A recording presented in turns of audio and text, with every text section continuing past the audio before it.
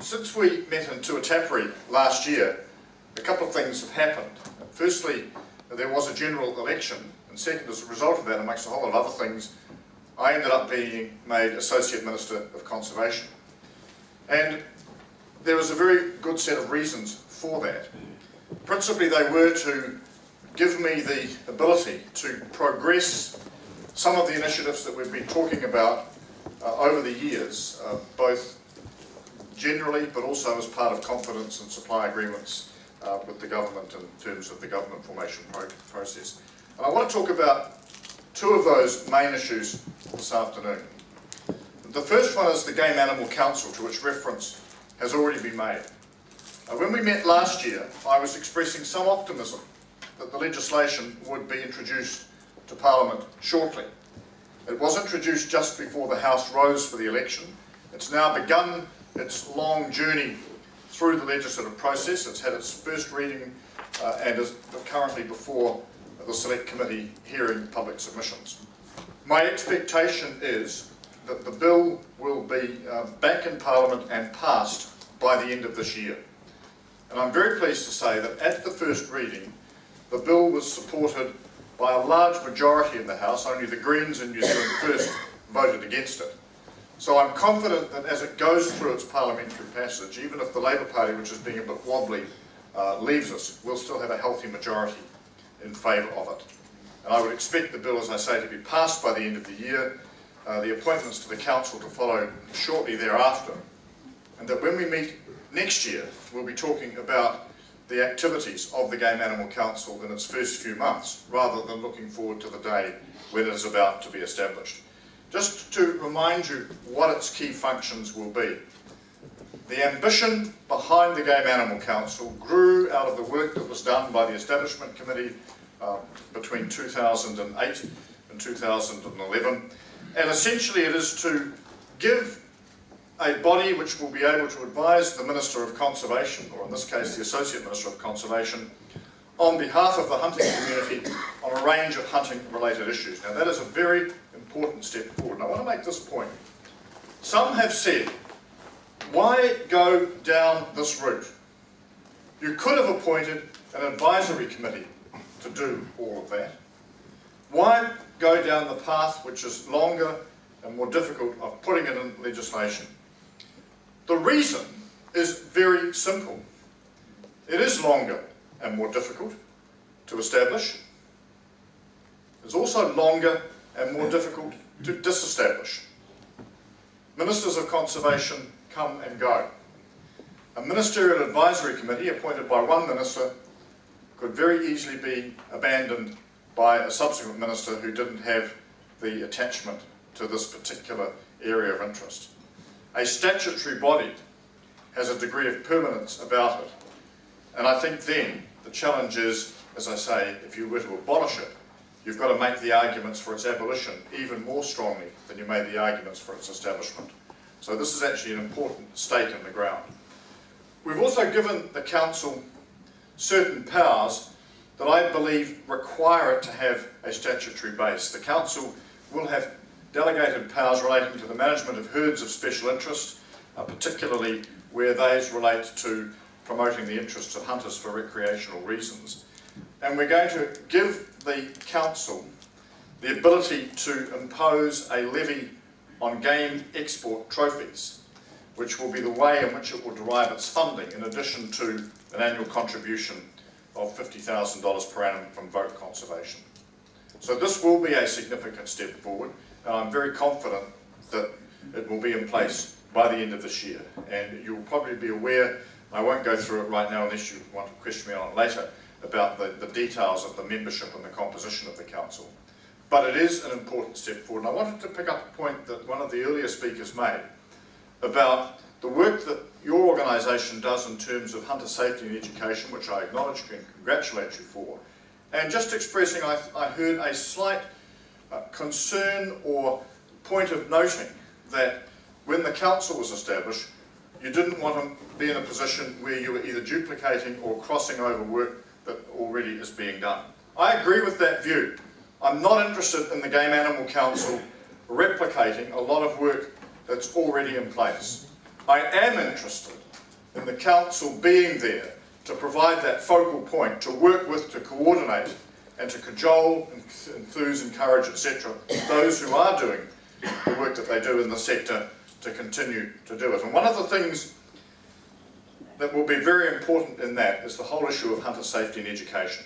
And while the council will have an overriding responsibility in that area, my expectation would be that it would want to work with those groups like yourselves, like the Mountain Safety Council, like others, who are already in the space, working constructively and doing a good job. But I do see that for the first time, once that council is in place, there will be a recognised voice for recreational hunters in New Zealand and a recognised voice for the issues that recreational hunters have to put forward. And that will be filling a gap that's been there for a very long time. So that's the first point I wanted to make this afternoon. The second point, which you might argue is somewhat more contentious, relates to what I still refer to as heli hunting, but which I see some now give a somewhat more ethereal name, assisted aerial trophy hunting. In our confidence and supply agreement, there is a provision which will be honoured to phase out heli hunting, and there will be a statutory law change to this effect within this 3-year period.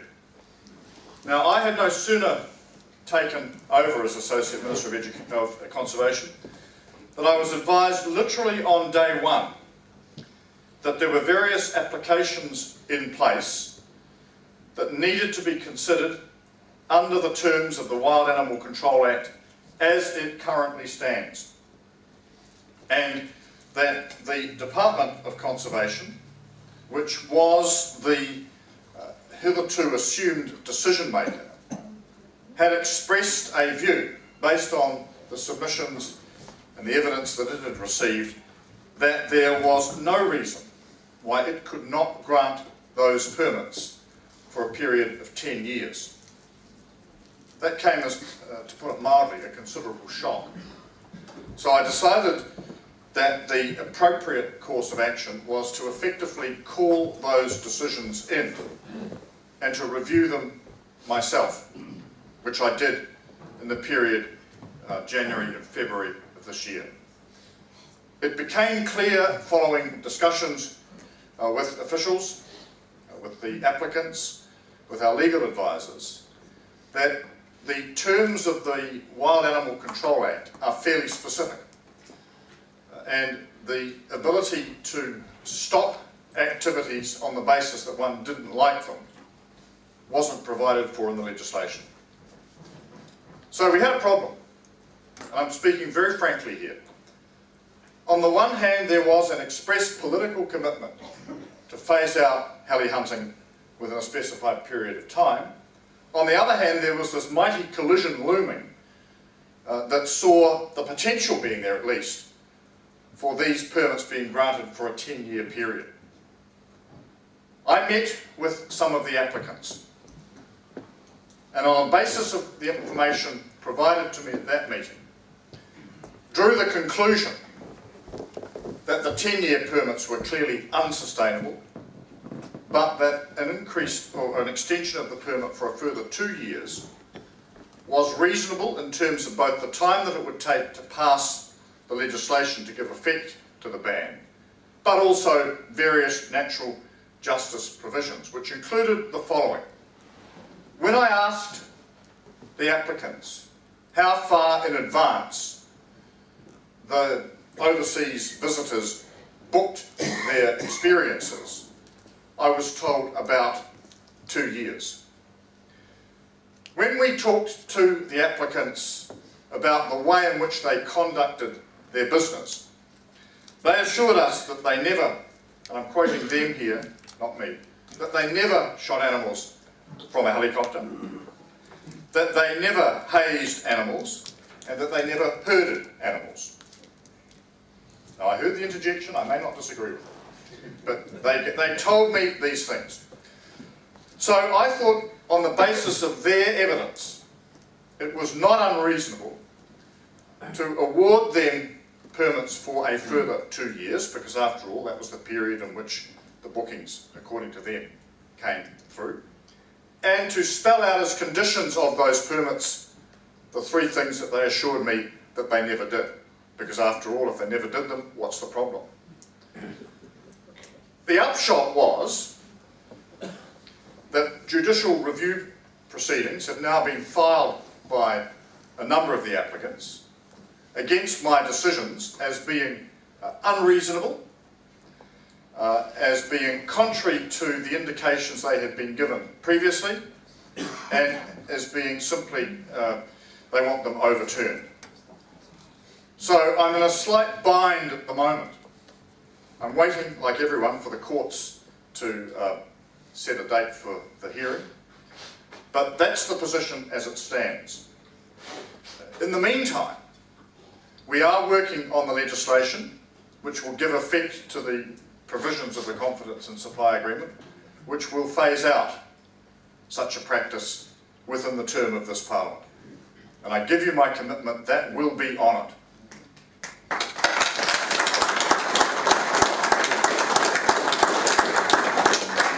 I know there has been criticism in some quarters. I've seen some of it, it's been directed at me, and it says something like, to put it very bluntly, you sold out.